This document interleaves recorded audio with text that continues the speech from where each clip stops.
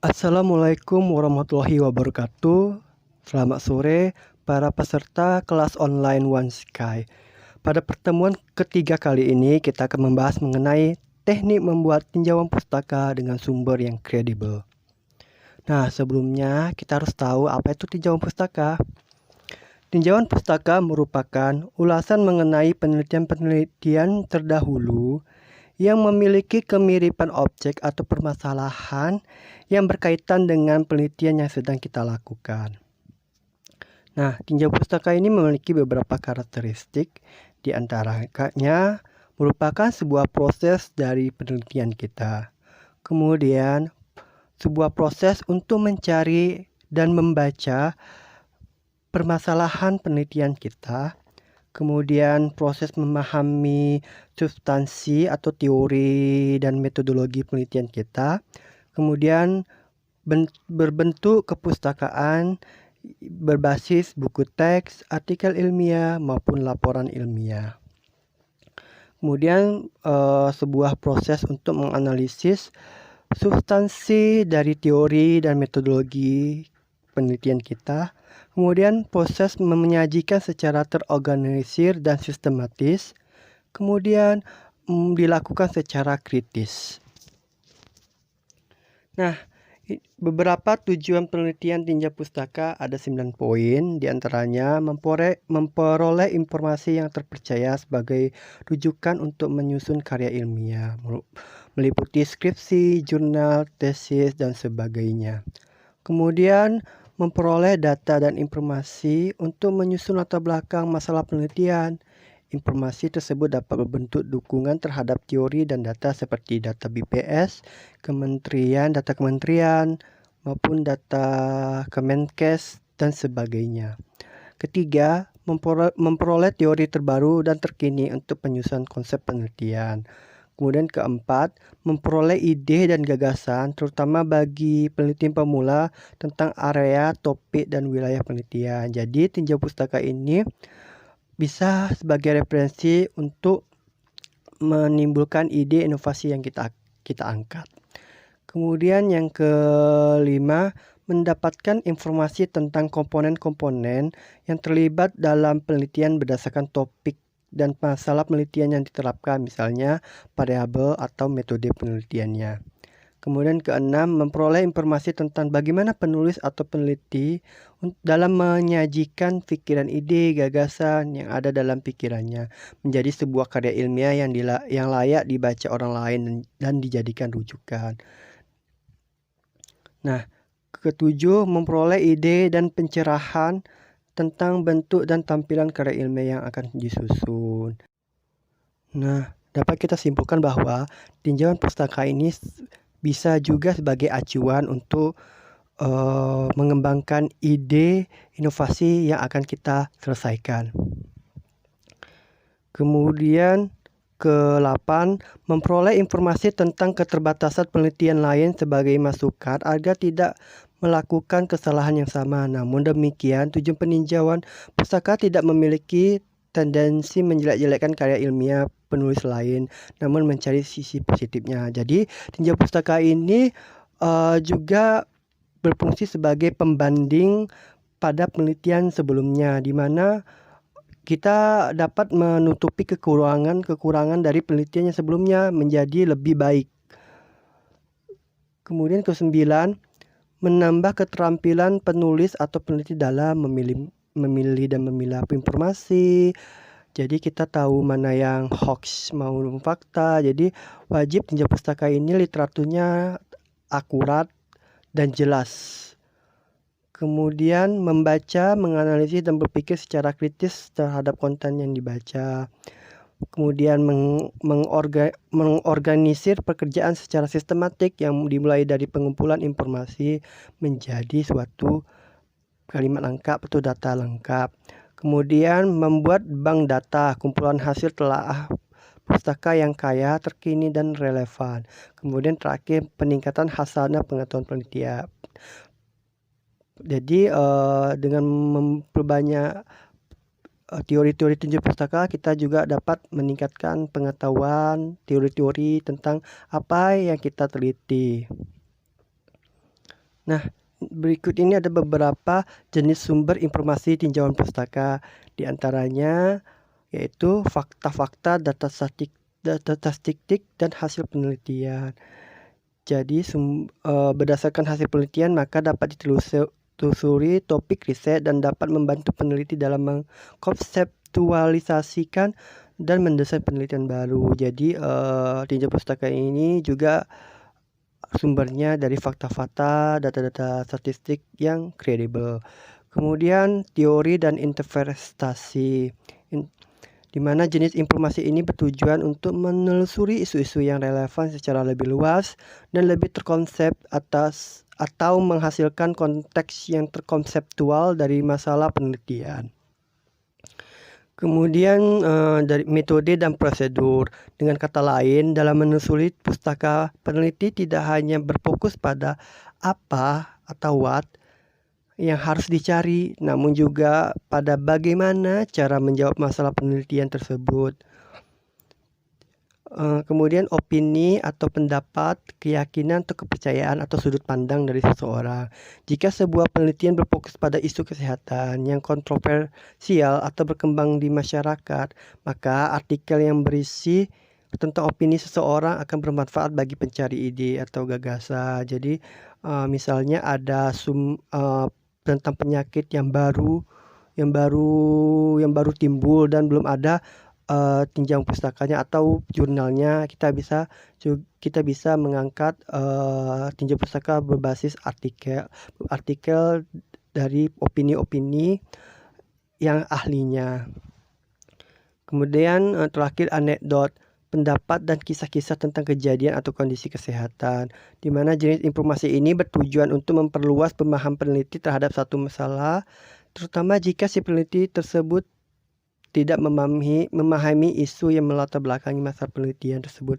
Tapi ini biasanya jarang digunakan karena anekdot ini masih bersifat subjektif, jadi belum dapat dipertanggungjawabkan kekuatan literaturnya, keakuratan literaturnya maksudnya. Ini adalah tips awal pembuatan tinjauan pustaka. Ada beberapa 2 poin penting kondisi proses pembuatan tinjauan pustaka, diantaranya 1, saat peneliti sama sekali belum mempunyai gagasan atau ide yang akan diteliti. Jadi dari tinjauan pustaka kita bisa mengumpulkan data-data yang menjadi suatu pokok isu permasalahan yang akan diselesaikan. Nah, dari situ dengan banyak-banyak kita kaji-kaji literatur tinjauan pustaka, kita bisa dapat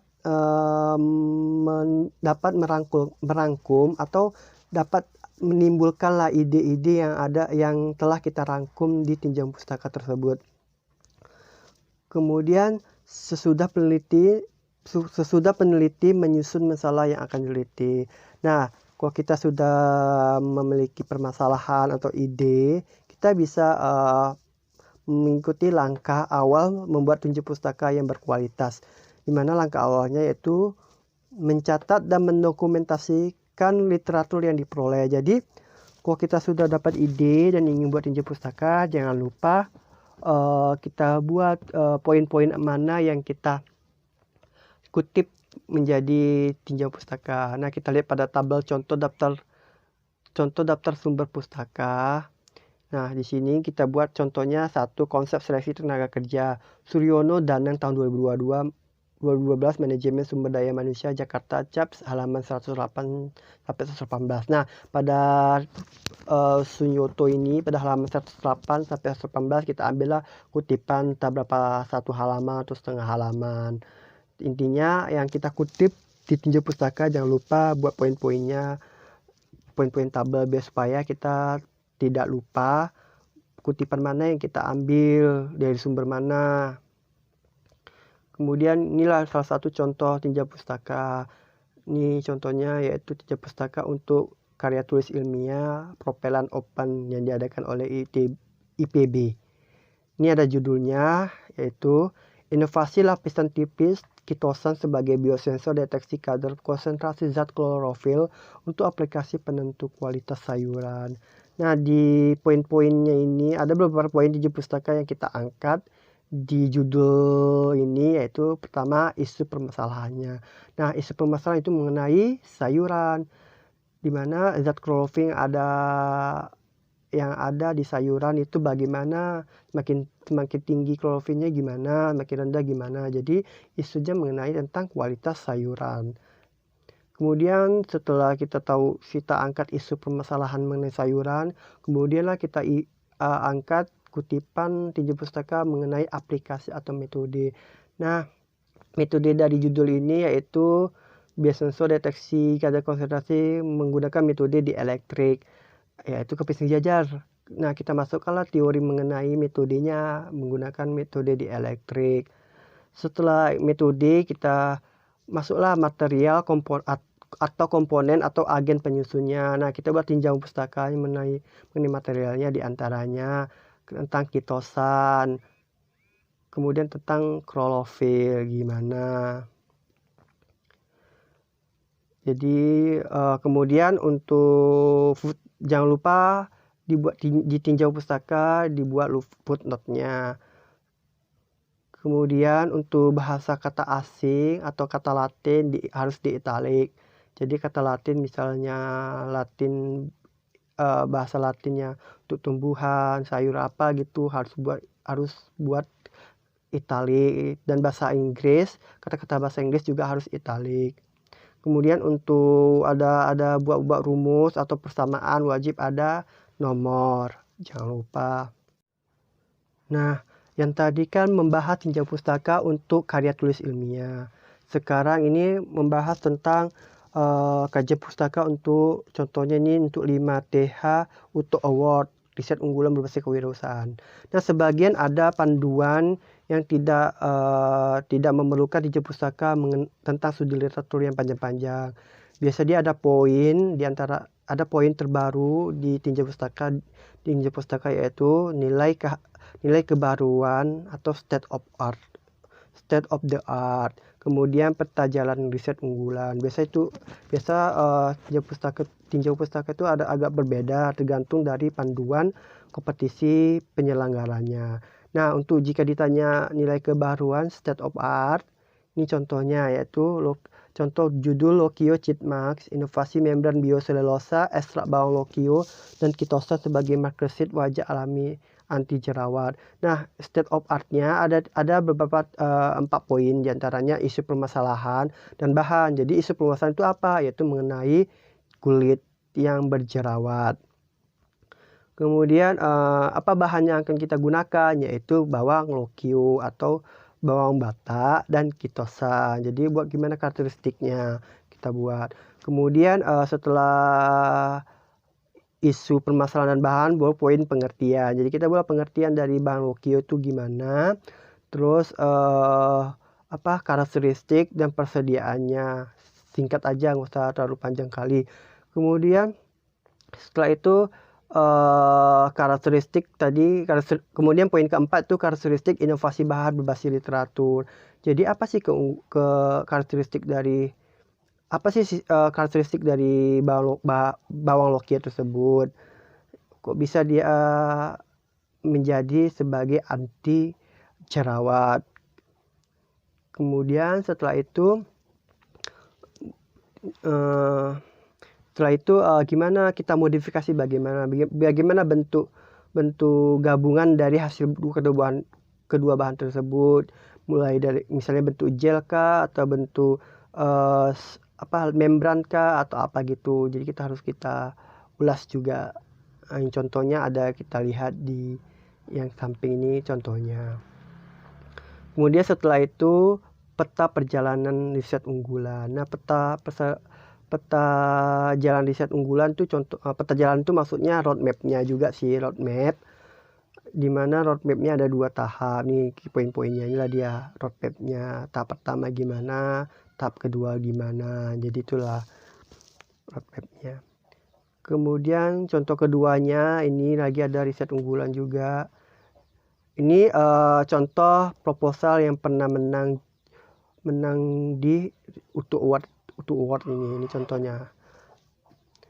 Jadi ini untuk nilai kebaharuan sama nih poinnya sama, tentang bahan dan fungsi. Jadi isu tentang bahannya itu tentang bolus, kemudian fungsinya untuk apa, kemudian bahan lain yang saat digunakan. Jadi kalau tadi kita masukkan beberapa penelitian sebelumnya atau metode konvensional atau material yang sering digunakan, kita bandingkan, kita buat tabel kekurangannya gimana. Nah, ini artinya bukan untuk menjelekkan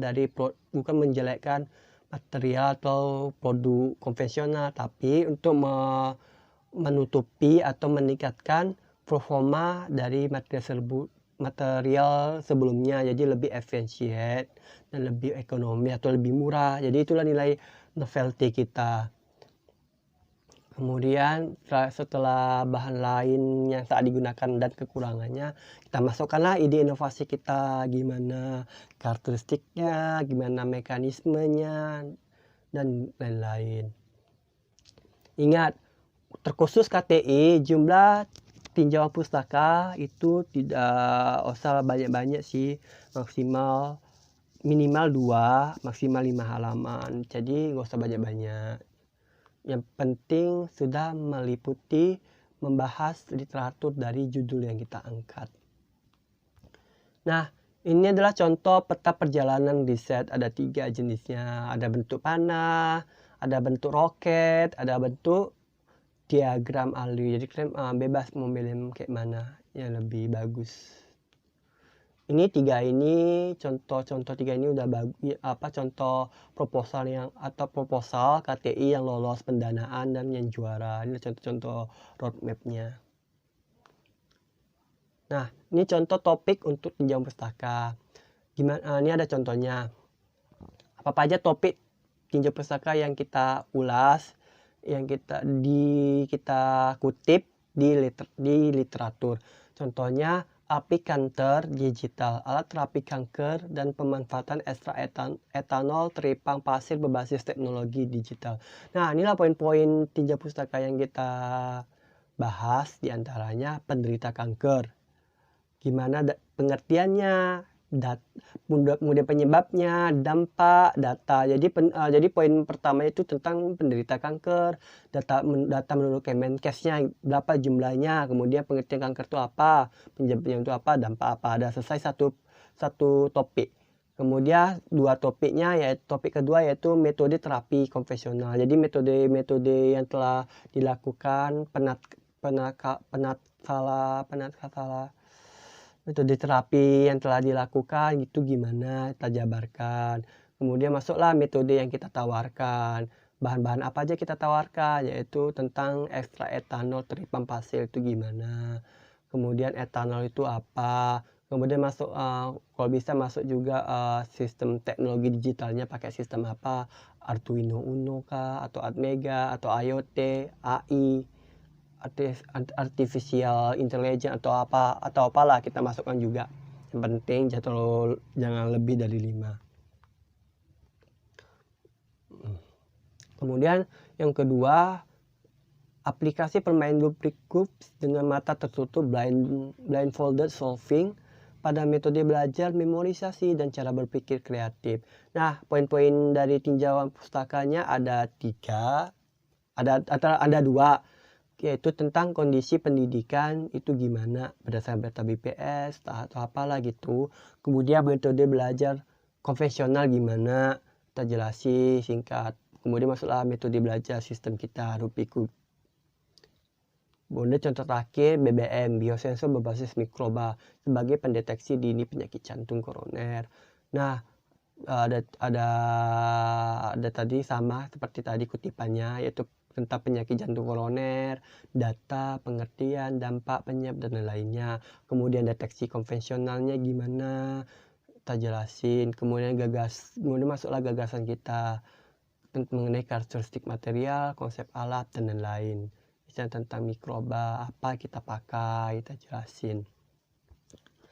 Nah, kemudian ini adalah contoh penulisan sitasi tinjauan pustaka. Nah, untuk kutipan satu paper terdiri dari lebih dari 3 nama di KTI, kita buat namanya add all. Oh ya, L-nya satu ya, bukan double. Misra add all, L-nya satu aja.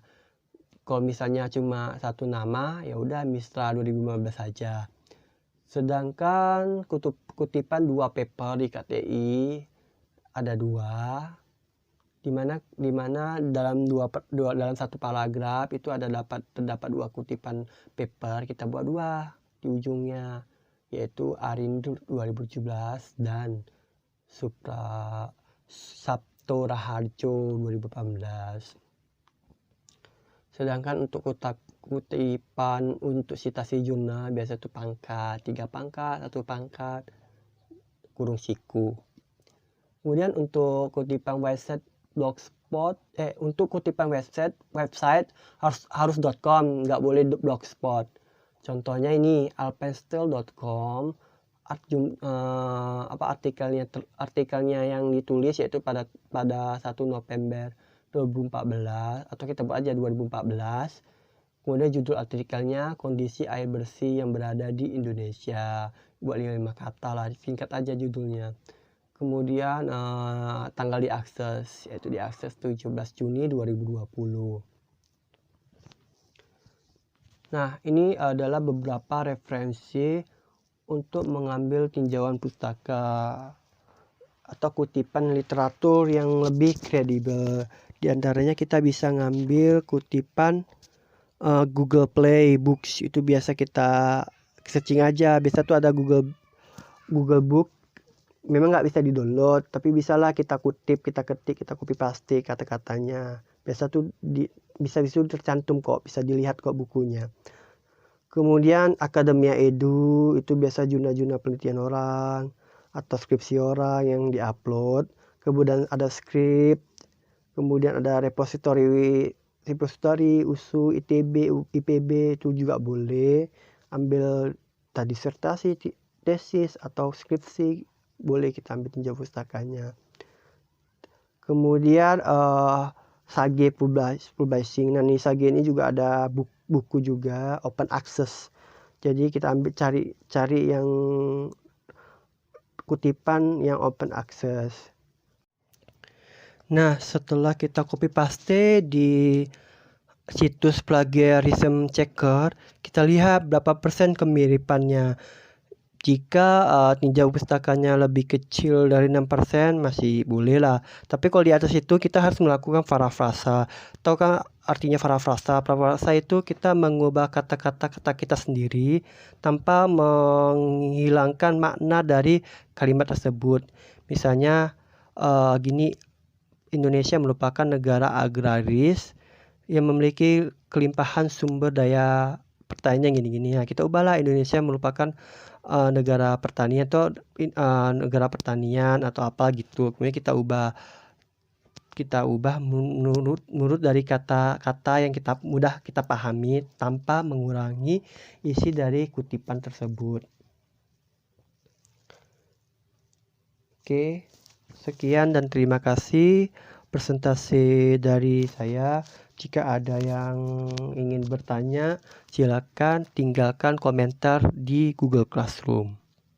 Saya tunggu dan saya akan balas di kolom komentar.